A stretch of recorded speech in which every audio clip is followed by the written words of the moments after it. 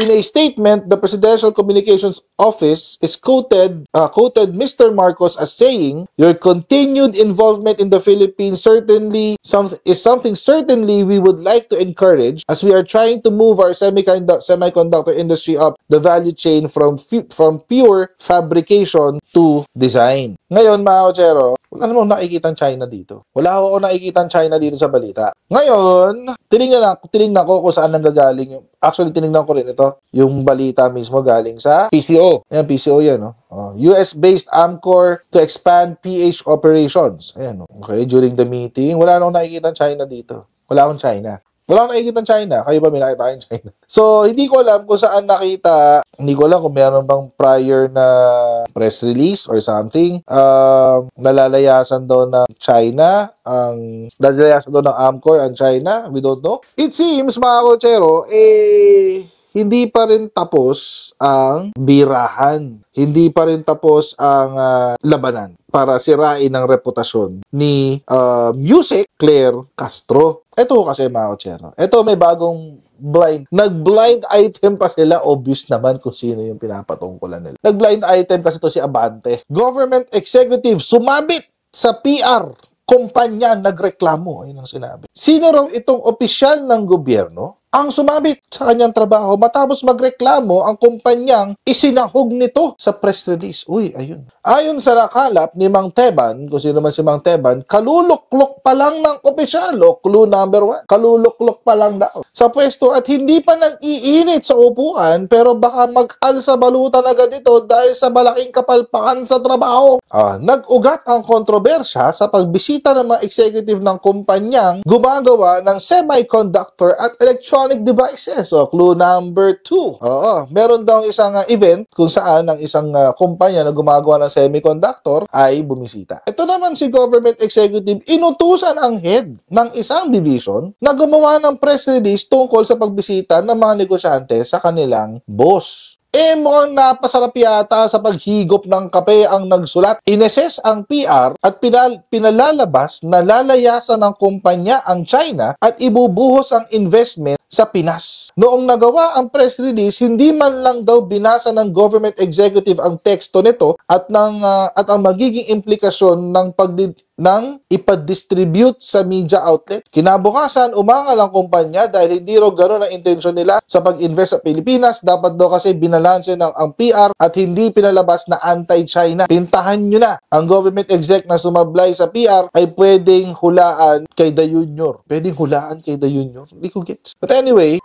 meron hong nag-try na i-figure out kung sino yan. Ang ginawa ho niya, pinost din niya yung picture. Ito yung picture, guys. Diba? Ito yung binasa natin ngayon. Yan yun, diba? Yan. Sabi nito ni VOVPH, ang hirap namang hulaan, sabi. Tapos ito daw yung courtesy call of Amcor Technology, February 25. Ayan. Ito raw yung balita. According to the PCO, the company sees potential in the Philippine efforts in growing blah blah blah blah blah. Ngayon, tingnan natin. Tapos, so kung JR, kayong galing na sa blind item ha. So kung JR, ang government exec na sumablay sa PR ay pwedeng hulaan kay The Junior. So ibig sabihin, yung government executive, JB Ruiz.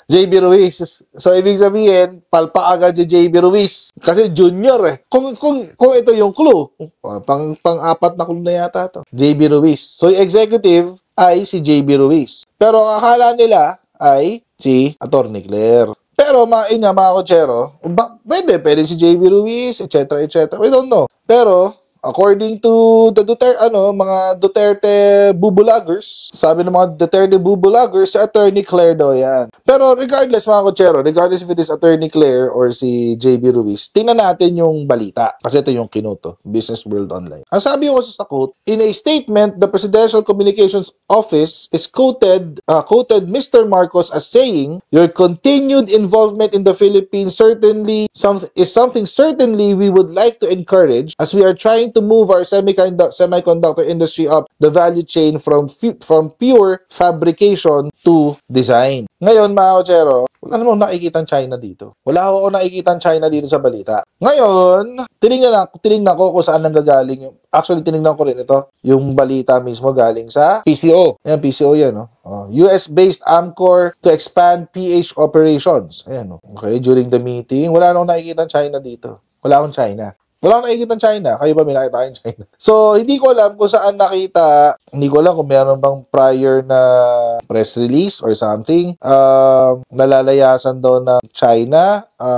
Nalalayasan daw ng Amcor ang China. We don't know. But if there's any news, mga kutsero, na aalis ng China ang Amcor, hindi mo nanggaling yun sa PCO. Okay? Nanggaling ho yun dito. World news nga yun eh. It's part of world news. Actually, mga kutsero, alam ko na aalis ang Amcor sa China, hindi dahil sa PCO, kundi dahil dito, sa world news. Chip makers flee China and shift to Vietnam amid US-China threat. A hit pala. Ayan, US-headquartered Amcor Technology announced a $1.6 billion plan last year to build a 200,000 square meter factory which it said would become its most extensive and advanced facility delivering next-gen semiconductors packaging facilities. Ang chismis ay sa Vietnam daw pupunta. Pero nililigawan ni Presidente na dito na lang lumipat sa Pilipinas. Kaya may balitang ganito. Kasi last year pa po balita yan. 2024 pa, November 2024. Tapos nag-courtesy call sila sa Presidente. Ang sabi ng Presidente, baka gusto nyo dito na lang mag-invest. Kasi matagal na ang Amcor sa Pilipinas. Ang headquarters sa Pilipinas, nasa Alabang. Hindi ko makita yung anti-China slant. Baka chismis lang talaga to. Oo, itong sa Abante. Baka chismis lang. Sa mga Teban, chismoso to eh. Baka nagtanim na naman ng bagong intriga to para mailabas ng mga DDEBs. Natatanggalin si Attorney Claire. Baka nag-feed ng maling info to kung sino man yung nag-feed ng maling info, sinadya para mag-create ng intriga. Pero malamang sa malamang galing yan sa mga DDMs, yung intriga na yan. Pero alam naman natin mga kotsero, para ano yan para yung atakihin si Attorney Claire. Which is weird. Ba't ba sila natatakot kay Attorney Claire? Ang bait-bait ni Attorney Claire. Bakit yung title ko sa attorney? Kasi nga dahil dyan. Ang sinasabi nilang, ang pinagkakalat nila natatanggalin si Attorney Claire. Kauupo lang, tatanggalin na raw agad. Hindi, at yan ho ang drama ngayon ng mga DDFs. Alam naman natin, mga kotsero, kung anong puno siyang bunga. Kung ang puno mo si Rodrigo Duterte, edi kasing sama ka rin Rodrigo Duterte. Ganun lang yun. Dinedemolition job si Yusek. Kasi nga, mga kotsero, si Yusek lang, si Yusek kasi naiintindihan niya ang mundo ng social media. Kaya nga kanina, sinabi ko, kung dahil pinag-courtesy resignation, yung mga presidential appointees, sana, yung ipapalit sa kanila is katulad ni Attorney Claire na alam din ng mundo ng social media. Dahil nandito na po kasi ang labanan sa social media. Wala sa mainstream. At saka kahit sa mainstream ang labanan, mga kotsero, wala rin naman laban ng PTV. So, sa social media talaga ang labanan. So, sana nga, mga taga-social media din ang kanilang ilagay. At yun nga, dahil si Attorney Claire gumawa ng kanyang pangalan before in ABS-CBN but now is in social media, o di, syempre titirahin siya. Titirahin talaga siya ng titirahin para i-discourage siya sa pagpapatuloy dito sa kanyang trabaho. Tulad ng ginagawa ni Tiglaw. Tingnan. Ayan, ito, gigil na gigil.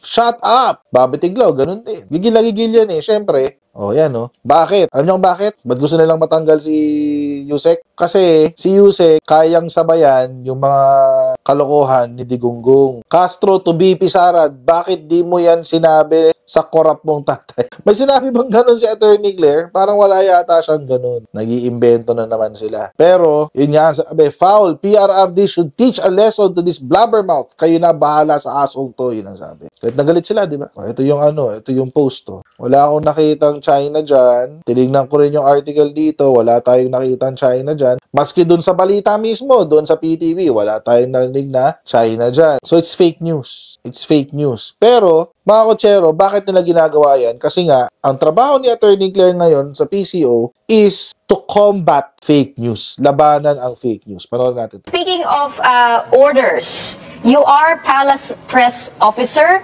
Tell us all about your role and what is the difference between your role and Secretary Ruiz's role. Know your role. Yes, when the President had this position or took his office, this office of the presidential spokesperson was abolished. So definitely, the President wants to be his own spokesperson. He will be speaking for himself. My mandate is just to explain, to expound whatever the pronouncements or directives of the President and of the Palace. Parang hindi naman na yata trabaho ni Yusek Claire yung ipagtanggol ang Marcoses pagdating sa ill-gotten wealth. Kasi, ulitin ko lang mga kotsero parang ito yung sinabi natin tungkol kay Christian Esguerra. Kung ikaw ay naniniwalang may ill-gotten wealth, may nakaw na yaman ang mga Marcoses, then bitawan nyo na yung mga pangarap nyo doon sa estate tax. Dahil makakapagbayad ka lamang ng estate tax if you lawfully own these assets. So kalimutan nyo na yun.